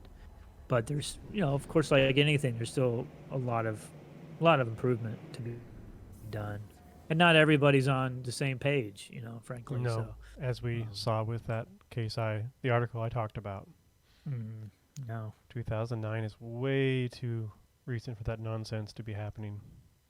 oh yeah, for sure, yeah, yeah, yep. What do you got for us, Barbara? What? I was wondering if Barbara was still on. Oh, I had uh, shut off the video. last I saw, she's been gushing about my fruitcake. She's been quiet throughout that. So Fruitcake, yeah. my dad's fruitcake. Yeah. Not the 100-year-old No. British explorer fruitcake. Although I wonder if they found some fruitcake on the Endurance, if that might be okay, because it's been underwater. Might be a little Probably- salty. Probably a little salty. Maybe that's all needed. Yeah, just a little salt. A little bit of salt. Yeah. I don't know about that. Actually, it goes really well with cheese. So, Mhm. she said she wasn't paying attention because she was on her email and wanted to know what you were asking. Oh, I don't remember what I was going to ask. Nothing important. Nothing important. So how many light years are you now? I am 64,753 light years out. Getting close to that core. No. Oh no, I have traveled that far. So I am Oh, okay. about it would be about 650,000 light years from the core still. I'm about halfway through my journey to our next radial, though. I'm going to definitely have to continue this off of stream because this is going to just take too long still. And I have to go to a Too meeting. bad you don't have Thanks, a Mike. autopilot. Yeah, you're welcome. Hey, they were headhunting. They only come for the best. Yeah, And it'll be fun. So I think they I'll were- enjoy so that. They went for Barbara, and then they got you instead. Yeah, that's the perk They of being went boss. For the best. They went for Barbara, and Barbara said, "No, thanks." No, I'm just kidding. I'm just kidding. I know Tamara. Yeah, Thought very highly of you. I like actually. Tamara. We've had some And I good was work like- with her. I was like, yeah, I don't know why I didn't think of Tristan. Yeah, Mike. I didn't want to share the glory. Huh. Afraid I'll overshadow you. Exactly. Can't have that. Cannot have that. Well, we've Well- got about 10 minutes. You want me to do a diary Yeah, reading? give us a reading. We Some have- of these are some of these entries are like ridiculously long. So I'm going to try to find. So basically, to kind of recap, they spend like a couple years kind of like out there in the Antarctic, and their ship gets stuck for like 5.5 months, and it's getting kind of bad. So they decide we're going to take these 3 lifeboats, and we're just going to try to go get help. And they sail these lifeboats across the ocean in the Antarctic, and somehow they survived it, and they'd gone through just really bad just conditions at sea because it's cold and there's ice everywhere, but also they actually get caught in these storms. And so a lot of these journal entries are talking about like having to kind of overcome these storms, and some of them are pretty long, so I'm going to try to find a short one. So this is Probably they're almost a long because they weekend were at this bored. point. That's probably exactly why. But this is one of the guys on the expedition. This is his journal entry for it's been a few days. It's now April 14th, 1916, and I assume this guy's British, so I'm going to try to do like a really annoying British accent. 'Cause why Everybody's not? British when Mike reads journal entries. Sometimes you start out Irish and then you become British. It's true. I guess maybe I should find out. Let me find out a little bit more about this guy because it has a little bit more information about him, I think. Let me see if I can find. Hope 'Cause it's I some can come accent you back don't to have her. any idea how to do. I'm hoping it's Scottish. I feel like it could pull a Scottish accent off because the ship was made in Scotland. So maybe there's a Thomas Ord Lees. He's a ski expert and storekeeper. He's the captain in the Royal Marines. Ord Lees was in charge of the motor sledges that would have helped carry Shackleton's team across the continent. A graduate of the English public school system. Oh, so he's going to be like, Criminy, Jiminy Crickets, hey, governor, like that. I mean, assuming that's most. He was a bit of a prima donna and generally disliked, though his diary. Oh, so people didn't like him. Sounds Though like his his diary is diary one would of be the fun to read then. Says though his diary is one of the more perceptive kept by Shackleton's crew. Interesting. Okay, so at least British accent is appropriate for this guy.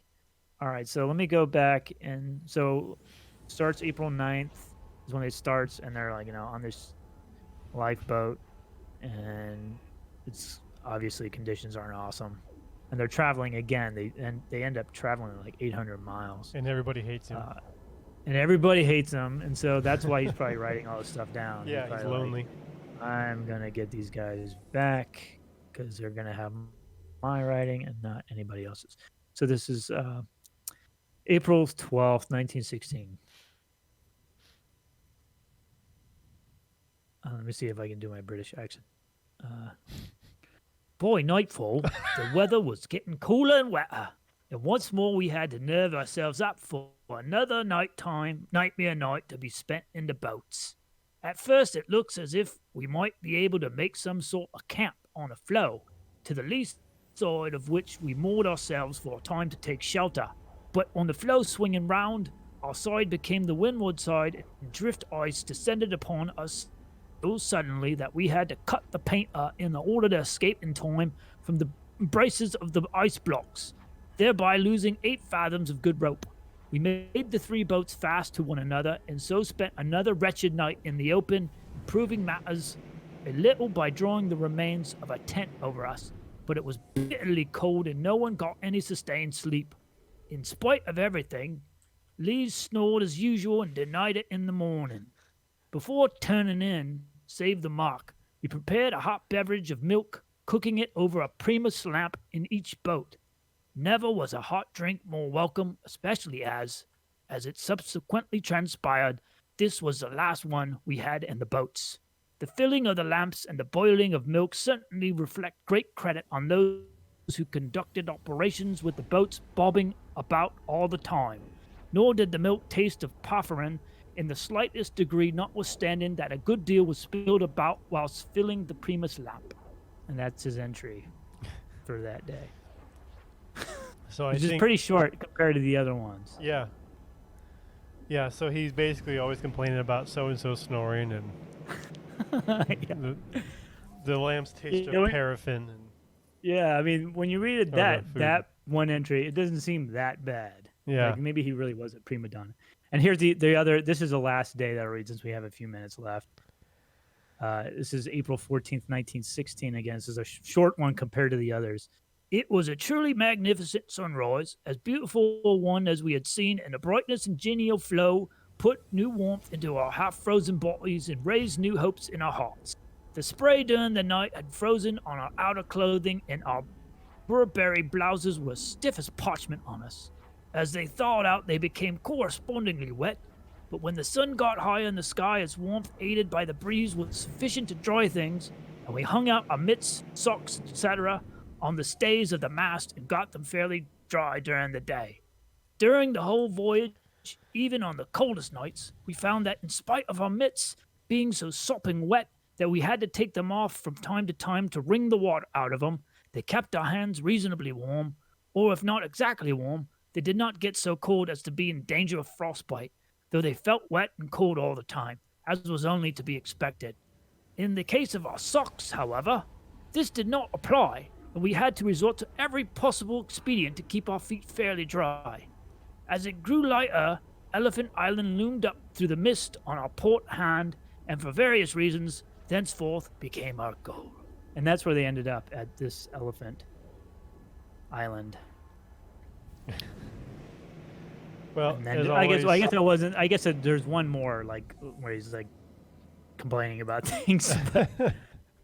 But I mean, I probably would have been complaining too. I would have had dark. to really work hard not to be constantly whining about stuff. Mhm. I do not like being cold all the time, Yeah, me neither. even though, Pretty- yeah, Especially when you're wet. Yeah. And you're in the middle of the Antarctic Sea. I mean, I've done that when I wasn't in the Antarctic Sea, and I hated it. So, right.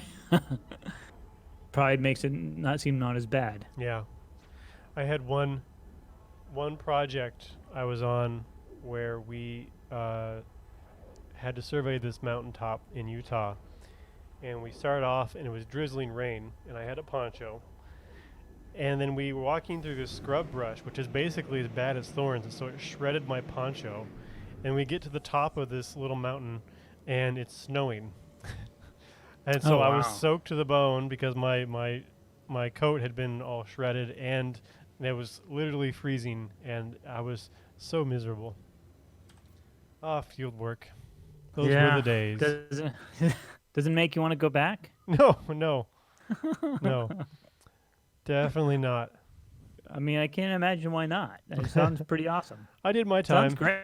great. I mean, Yeah, tales of misery always make for good stories, but that's true. It's funny now, but right. probably back then it was not funny. That And is when probably I for those. that is when I learned that if you can get cold to a point where you can't seem to stop shivering when you're even like indoors. And that's when I learned Snickers bars will fix that real nice. Oh, nice. Seriously, just if you're at that point, you just eat a Snickers bar and you stop shivering. It's pretty So amazing. the commercials about Snickers bars are true then, I right? mean, Because then they have like people are all mad, and then they have a Snickers, and they're except all this fine. isn't grumpy. This is literally cold. But I think it's got to do with all the sugar or something. That's all I Oh, can figure. probably. Yeah.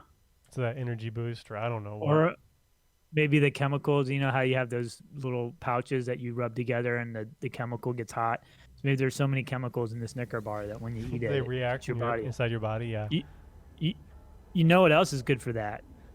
What? Whiskey. Yeah. Yeah. Actually, I hear that it is not good for that. I mean, you might stop I guess. shivering, but I think that Yeah. is not good if I you're guess. cold. Yeah. I guess it thins your blood out if Mm-hmm. you drink a lot of I think alcohol. it's supposed to make you actually more susceptible. Mm. But temporarily, though, Makes you feel better, probably. makes you feel a little better. Right. Yeah. Yeah. It's all perspective, I guess. Right. Well, I mean, maybe with that, but I gotta say, when you're that cold, damn your perspective. I'm cold. That's true. Yeah. Yeah. Cold changes. Although, yeah, I guess I'd rather be hot than cold. Generally speaking, as well. I mean, there's a point Hmm. where it's no fun too, but I'd rather be sweating than shivering. Yeah. Right. Because you can always have Snickers. Always can have a Snickers. Yes. How's that work when you're hot? Can you have a Snickers then? You'll be fine. It might make it worse. I mean, based on that logic, Yeah. for all I know. My food when I was hot and sweaty out was always fruits and vegetables, things with lots of moisture and some salt, Hmm. and that served me pretty well. Well, seems like we are running up to the end, and I'm going to have to call it pretty close to time this time, just because I've got that meeting. Cool. Yeah. I managed to get 93,000 light years out, so I've only got a half hour of traveling to go. Nice. All right. Cool. Well, that's progress. Yep. I'll get myself landed on a station, and we'll save it and call it a day. Maybe. And next time How's well, go ahead. I was gonna say something about your dad's fruitcake since we were talking about Snickers. I was gonna say, I wonder if you had fruitcake, how that would have made you feel. I think Warmer? yes, but maybe not for all the sugar in it. Oh, there is plenty of sugar still. No. It's just that good, Mike. It's just that good. I just, I'll have to try it. Yeah, So someday. Someday I'm gonna remember. we'll see. I mean, from what people say, fruitcake is not good. Yeah, because they've had the junky stuff. The 100-year-old frozen stuff. from Exactly. Antarctica. All right. Well, thanks everyone for joining us. This has been the No Man's Sky Archaeological Survey. When we start up next time, I'll have us at our new radio system, and we'll start surveying significantly closer to the core, but with still plenty to go. If you like this and you want more of this, you can check out our YouTube channel. Just do a search for Florida Public Archaeology Network, and we will come up. We've got a whole bunch of videos from this, from our archaeology arcades, from our lecture, Zoom into Archaeology lecture series, all kinds of stuff, all about archaeology and history. And if you have any questions or you want us to do any online talks for a group or anything, let us know, because we can do that now. We are fully online for the time being, at least. So thanks for coming, and thanks, Mike, for joining me. You're welcome. Have that fruitcake ready next time. Yeah.